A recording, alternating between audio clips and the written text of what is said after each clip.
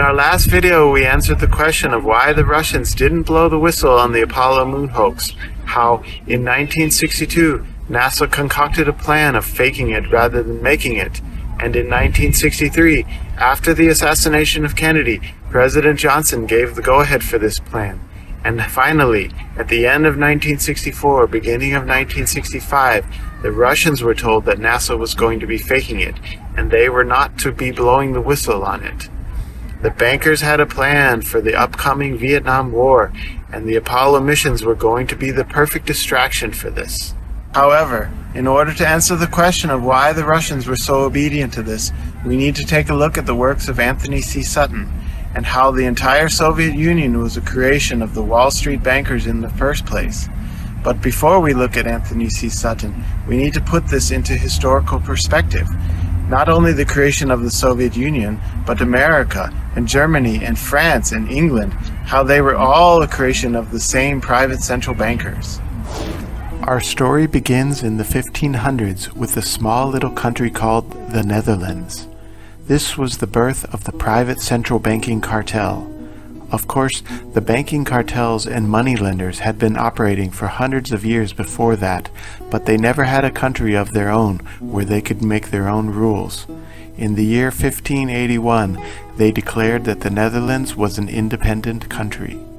With this act, known as the Act of Abjuration, the Dutch renounced their allegiance to the King of Spain, and decided that they had the right to rule and govern themselves. Basically, this was the bankers' way of saying that they didn't want to pay tax to the king anymore, and neither did they want to follow any of the rules and regulations against money lending imposed by the church. But why were the bankers able to pull off this act of abjuration and create their own country known as the Dutch Republic? There were three primary factors which made this move possible. First was because Spain had lost several rounds of Spanish armadas during the 30 Years' War.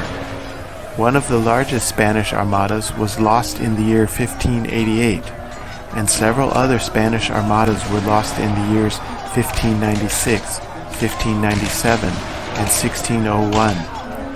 Not only were the Spanish losing their battleships, but they were also losing the wealth they had been plundering from other countries due to the Dutch pirates.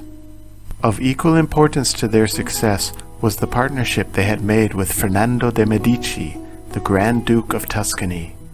In 1593, Pope Clement VIII expelled the Jewish people living in the Papal States, and many of them moved to Tuscany, and in particular was the port town of Livorno. The Dutch religion, known as Calvinism, was also quite familiar in partnering with these Jewish moneylenders, and this cooperation between the Dutch and the Medici became one of the most powerful business partnerships in the world. And finally, the Dutch made their first successful voyage to Indonesia in 1599 and Japan in 1600, where they could set up colonies and trading posts. With these successes under their belts, the bankers in the Netherlands combined their assets and formed the Dutch East India Company in the year 1602. Soon thereafter, in 1607, they constructed a giant building to house the world's first major stock exchange in Amsterdam. And finally, by the year 1609, they created the world's first central bank in Amsterdam. In theory, this was supposed to be a public bank. However, since most of the population of Amsterdam were wealthy merchant bankers anyway, it was essentially a private bank, since it was pretty much confined to those wealthy stockholders. From that point on, their goal was to spread this system of private central banking to the rest of the world. After the bankers had created their home base in the Netherlands, their next step was to take over England. A takeover of England took place between the year 1620 with the merger of the Dutch East India Company and the British East India Company, and lasted until the year 1694 with the creation of the first private central bank of England. Many events happened in between the merger of the Dutch and British East India Companies in 1620 and the creation of the private central bank in 1694. One of the first was the English Civil War of 1642, started by Oliver Cromwell of the Netherlands. In 1648, Oliver Cromwell's army arrested many members of the Parliament and formed their own Rump Parliament. By the year 1649, King Charles was beheaded. In the years 1652, 1665, and 1672, there was a series of 3 wars with the Dutch. They were called the First, Second, and Third Anglo-Dutch Wars. And finally, in the year 1688, the Dutch agents launched their so-called Glorious Revolution. At the end of this glorious revolution, the British king, King James, was removed from the throne, and a Dutch king, William of Orange, was put in his place. With the Dutch king sitting on the throne, the bankers finally got their private Central Bank of England in 1694. After the bankers had taken over England, their next step was the takeover of France. This began in the year 1695, just 1 year after the creation of the Bank of England, and lasted until the year 1800, with the creation of the private Central Bank of France. In the same way that the bankers used their control over the media to inspire people to revolt and overthrow the government in so many other countries of the past, they used their same control over the media of Russia to get the people to revolt and overthrow the Tsar on March 8, 1917. As soon as the Tsar was removed, the bankers started sending in their agents in order to start the Bolshevik Revolution. And although there is a long list of agents which the bankers were utilizing to lead the people into this Bolshevik Revolution, we will focus on the main 2, Trotsky and Lenin. On March 27th, Trotsky boarded a boat from New York and was given $10,000 to line his pockets. This was a lot of money in 1917. And on April 16th, the banker's other agent, Vladimir Lenin, boarded a train from Zurich, Switzerland. Lenin himself had been given funding and official support from the German government. This put the bankers of America into a particular bind. If Germany was funding the Bolsheviks, then how could America also be funding the Bolsheviks, since America and Germany were supposedly going to war with each other? So the decision was made to keep the funding of the Bolsheviks a secret affair. In August of 1917, William Boyce Thompson traveled to Russia and donated over $1 million to the Bolsheviks. The money was hidden in the form of a Red Cross mission and mostly came from bankers like J.P. Morgan and Rockefeller. After the Bolsheviks had been well funded, their next step was to launch the Bolshevik Revolution, which began on November 7th, just 5 days after the signing of the Balfour Declaration. With the successful launching of the Bolshevik Revolution, the next step for the bankers was to create the Treaty of Brest-Litovsk in 1918. This treaty, signed between the Germans and the Bolsheviks on March 3, 1918, ended the fighting on the Eastern Front. This freed up the German troops so they could be sent west to go fight against the Americans who were just arriving in France. This also freed up the Bolsheviks so they could focus their attention on taking control over the rest of Russia. In this treaty, the Bolsheviks withdrew from many countries, including Finland, Lithuania, Latvia, Estonia, Poland, Belarus, and Ukraine. The reason they did this is because they knew the Germans were going to be losing World War I anyway, and the treaty would be annulled 8 months later by the armistice which would end the war. Also of major importance was the money which the Bolsheviks paid to the Germans. Since the Bolsheviks had already created their own private central bank, they simply printed up 300 million rubles, worth 6 billion German marks at the time. This money went to fund the German Revolution and the rise of the Weimar Republic, which would take place after the war.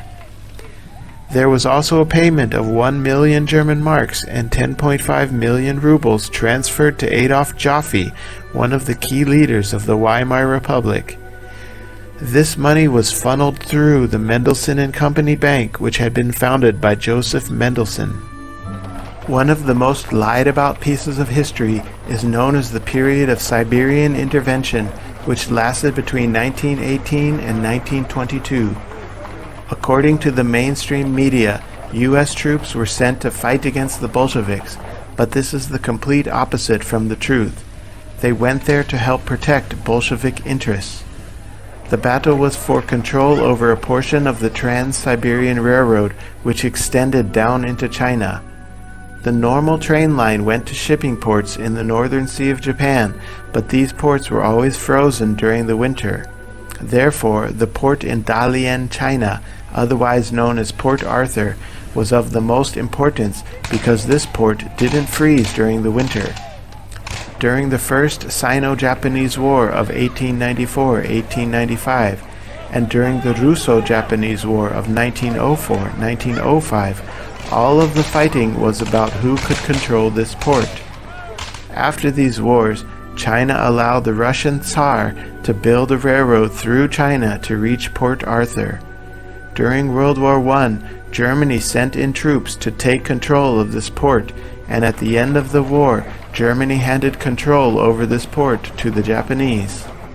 According to the mainstream version of history, the Chinese had joined together with the Japanese and the Americans in order to fight on behalf of the so-called White Russians. These White Russians were the ones who were supposedly still loyal to the Tsar, but this version of history is wrong for several reasons. First of all, China would never have joined sides with Japan. This period of time between the First Sino-Japanese War and the Second Sino-Japanese War was still one of hostility.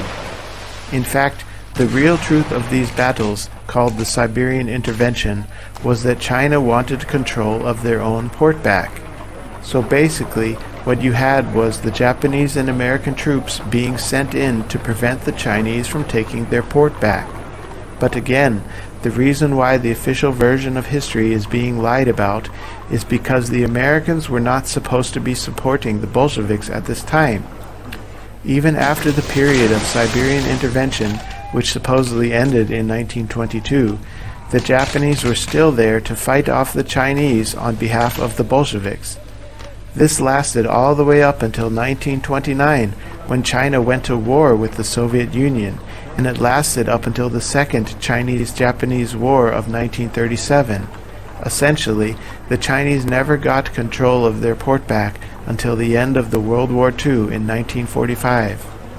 Another way we can tell it was the Americans who were supporting the Bolsheviks was because of the secret money transfers and transfers of other goods happening during this same period of time. American support for the Soviets was funneled through an organization called the RSGB, or Russian Soviet Government Bureau.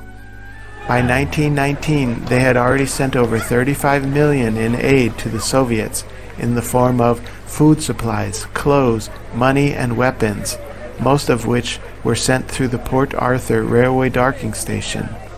Some of the major supporters of the Soviets were in the form of agricultural equipment from Ford Motor Company and International Harvester, food from the Armour Meatpackers and Swift Meatpackers, and clothing from Marshall Fields and the Sears Roebuck Company. By May of 1920, the amount of support for the Soviets, which was funneled through this supposedly illegal trade agency, had surpassed $300 million. This supply of American funding and American resources, along with the military protection offered by the Japanese, lasted all the way up until the year 1922 with the Treaty of Rapallo. It was from this point that the Germans began a massive technology transfer to the Soviet Union. One of the most important technologies transferred to the Soviets during this time was how to build the engines used in fighter planes and for battleships. The Soviets had been lacking all these things, and having obtained them, they became a much stronger military power, not only able to fight on the ground, but on the seas and in the skies as well. It is interesting to note that while this transfer of German technology to the Soviet Union was going on, people like Henry Ford in America started secretly funding Hitler's new regime. However, this secret buildup of Hitler's new army would be the topic of another video. During this period of 1922 to 1928, one of the major suppliers of the Soviet military was Gustav Krupp. who was the owner of the largest weapons manufacturing company of Germany. The Krupp family began secretly manufacturing weapons for Germany right after the war, which was illegal under the Treaty of Versailles. The Soviets especially benefited from this due to the occupation of the Ruhr in 1923, when French troops took control of the Ruhr industrial area, and many German factories were shifted to the Soviet Union. The period of transfer of German technology to the Soviet Union carried all the way throughout the 1920s, but in 1928, Stalin introduced the first five-year plan, which lasted from 1928 until 1932. Albert Kahn and a team of 25 architects and engineers were sent to the Soviet Union to build the giant Stalingrad tractor plant, which was all based on Henry Ford's designs. Bernard Baruch was the presidential advisor with two faces. With one face, he warned the American public about allowing the enemies to rebuild their armies, but with his other face, he was secretly supplying the Soviets with military equipment. Several military airplane secrets from Volty aircraft, Consolidated aircraft, Seversky, and Lockheed Martin were all passed down to the Soviets. Both Ford and Caterpillar started opening up tractor plants all over the Soviet Union, both for the production of farming equipment and for the production of military equipment. One of the biggest plants was the Gorky machine building plant, which was completed in 1932. Two other important technologies were the transfer of the radio equipment provided by RCA and the ball bearings for tanks and missiles provided by the Bryant Chucking Grinder Company. Finally was the supply of chemicals for use as explosives and rocket propellants, such as the 1929 nitroglycerin plant, built by Nitrogen Engineering Corp. Worth $10 million, and the DuPont plant, which opened in 1932 for the production of nitric acid. The second five-year plan lasted from 1932 to 1937, and it saw even more of the same transfer of technology to the Soviet Union, but this time not only from the Americans, but it also came from other European countries as well. The Hercules Powder Company opened up a plant in the Soviet Union for the production of nitrocellulose for the use of gunpowder and rockets. And another important technology which was shared was the improved design of the turbo drill, which was used for drilling oil. The high-speed turbo drills of the 1920s were replaced by low-speed multi-stage turbo drill, which greatly helped the Soviets increase their oil production. The Soviets were also able to start purchasing military ships directly from other European countries. In 1934, they purchased 3 cruiser ships from the Italians. In 1935, they purchased 15 destroyer ships from the French. In 1936, they purchased 35 large destroyer ships from the Italians. And also in 1936, they purchased submarine designs both from the US, Britain, and Italy. It should also be mentioned here that during this period of the second five-year plan, the Soviets were also supplying arms to Spain in order to support the Spanish Civil War. Finally, we come to the year 1939, when the world was getting ready for World War II. America knew that their Soviet counterparts were way behind Germany technologically and started passing new technology to them in order for them to catch up. One of the most important technologies transferred to the Soviets was the RCA radio and radar equipment, so they could have advanced knowledge of German movements. America also helped the Soviets build their first battleship and their first aircraft carrier. All of them were equipped with modern radar equipment. 2 other high-tech destroyers were made for the Soviets, which included GE radar equipment and Westinghouse ship engines. However, one of the most telling events of World War II was the secret agreement which occurred between the Soviets and the Nazis on August of 1939. After nearly 5 months of secret talks, the Molotov-Ribbentrop Pact was signed, and after signing it, both countries went ahead and invaded Poland. One of the results of this so-called Molotov-Ribbentrop Pact was that several Baltic countries would be handed over to the Soviets at the end of World War II. What it means is that both parties knew that the World War II was coming, and not only did they know it was coming, but they also knew what the outcome would be. Even after the so-called surprise invasion of the Soviet Union of Operation Barbarossa in 1941, still secret meetings were going on between the two sides. The bankers knew exactly what the results of World War II was going to be, and both the Germans and the Soviets were merely puppets being moved around on strings. After the Nazi attack on the Soviet Union in 1941, President Roosevelt started what may be one of the largest technology transfers to the Soviets in the form of the Lend-Lease program. Between 1941 and 1945, over $11.3 billion worth of food, money, weapons, and ammunition was sent to the Soviet Union. One of the things which the Soviets lacked at the time was sophisticated aircraft. They were still mostly using old World War I wooden planes. Not only did the US give the Soviets a fleet of 11,400 of the most modern and up-to-date aircrafts, but also Boeing built a replica of its American plant in the Soviet Union and sent tons of aluminum and machining tools. Along with this came 400,000 jeeps and trucks, 12,000 tanks, 2.67 million tons of fuel, 1.7 million tons of food, and also millions of dollars worth of gold and other minerals. The British also transferred thousands of planes, boats, tanks, and other military equipment like radar and sonar equipment. But the technology transfer which happened during the war was nothing compared to what happened after the war. As soon as the war ended, the Soviets swept through Germany, transferring entire plants and factories along with whatever military equipment they could find. The Soviets captured an entire fleet of 100 unfinished German subs and transferred the entire factory along with all the high-tech electronic equipment. But even more importantly, the Soviets captured all the German V-2 rocket manufacturing plants.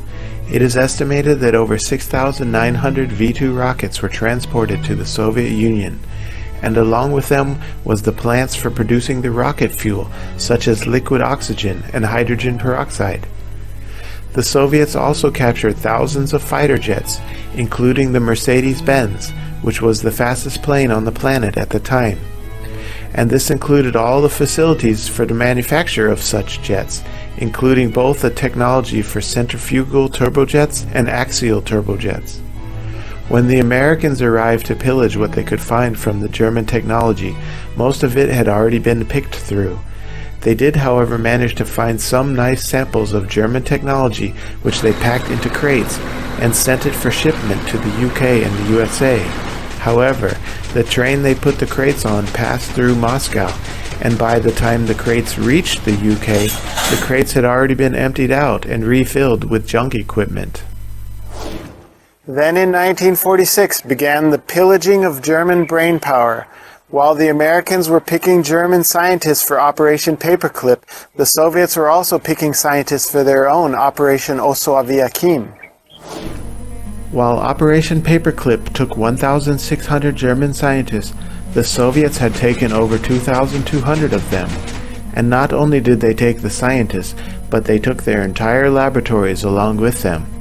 In the end, the Soviets took all the scientists which specialized in practical engineering, while the Americans took only those scientists who specialized in theoretical physics. But even before Operation Rasaviharii began, another transfer of German intellect and German material had already occurred, known as the Russian Alsos. This transfer was primarily about nuclear technology. Not only had the Soviets captured all the huge stockpiles of uranium, they also took all the uranium processing facilities. Another important part of the nuclear weapon production is heavy water. This was also captured, both the stockpiles and the manufacturing facilities. Along with these was also transferred complicated German technology for missile guidance systems. And that was not even the end of it. Although the US had officially stopped the transfer of technology to the Soviets with the end of the Lend-Lease, there was sort of a post-Lend-Lease which occurred after the normal Lend-Lease had officially ended. In 1948, the US began secretly transferring B-24 and B-25 bombers to the Soviets. With all this new equipment, the Soviets were ready for their first clash with the Americans during the Korean War, which was to take place in 1950. So during both the Korean War and the Vietnam War, you basically had American military equipment killing American soldiers. The Soviets had kept all the military equipment given to them during the Lend-Lease program of World War II. It should also be mentioned here that the bankers allowed the Soviets to keep a piece of land known as East Germany. One of the main reasons was because East Germany was rich in uranium deposits. In the summer of 1946, the Soviet company Wismut began opening up dozens of uranium mines, and not only that, they were using the Germans as slave labor to do their mining. By 1947, the Soviets had built their first nuclear reactor test facility, and it was almost an exact copy of the Hanford reactor built in the USA. The official mainstream story was that this likeness was due to certain Soviet spies. However, a few stolen documents was not enough in order to create such an exact copy. There was secret assistance going on from inside the US government, and technology was being leaked despite of the fact that it was still supposedly classified information at the time.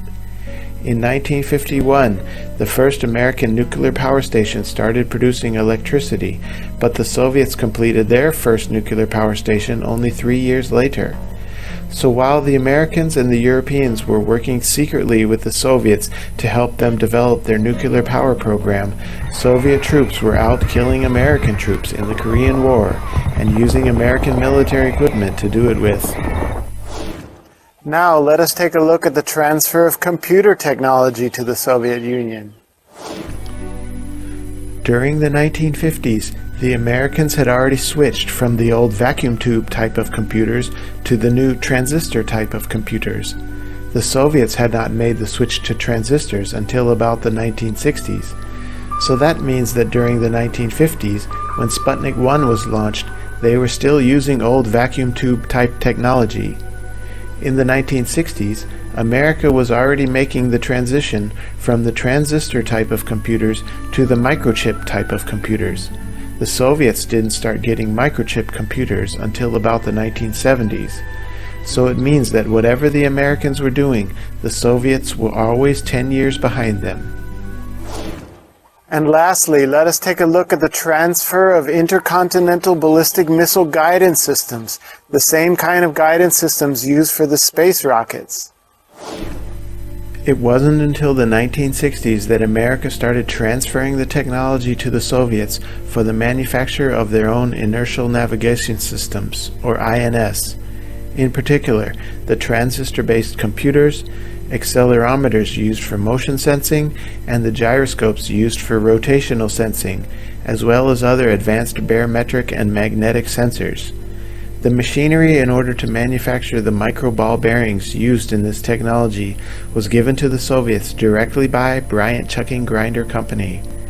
Had it not been for the transfer of this technology, the Soviets would not have had a space program at all, yet less would they have been able to build up an arsenal of nuclear missiles. One of the first true intercontinental ballistic missiles was the Atlas, built in America, with a project that began in 1946, reaching its first flight in 1957. Later on, America was developing the Titan missile, a project which began in 1955 and reached its first flight in 1959. On the other hand, the Soviets' first intercontinental ballistic missile was the R-7, a project which began in 1953 and achieved its first flight in 1959. The Soviet rocket program of the 1950s was plagued with more difficulties than the American space program for two main reasons. First, the Soviets were still stuck using old vacuum tube type computers, and secondly, the motion sensors and rotational sensors they were using were ones they had borrowed from the Americans. In other words, The only reason that the Soviets got the first satellite in space or the first man in space was not because they were technologically more advanced. It was because they were willing to take more risks with the outdated equipment they had. And on a final note to this whole theory of the Russians were leading the space race, we have a quote from Lloyd Malin, who went to the Soviet Union in 1958, just after the successful launch of Sputnik 1. He did a tour of all the Soviet space research facilities and interviewed 38 Soviet scientists, and he reported his findings in the book Russia and the Big Red Lie. After his tour of the Soviet facilities, Lloyd Malin described what he saw there. Quote, "They were using old computers with fans blowing past vacuum tubes. In fact, they were just old Remington computers with Russian letters placed over the English words. The aerial cameras at the Soviet tracking stations appeared to be old cameras which they had purchased from a U.S. Army supply store. The radio telescopes they were using had the name General Electric written on it. And the spacesuit which Yuri Gagarin was to wear was simply just a copy of the spacesuit designed by NASA."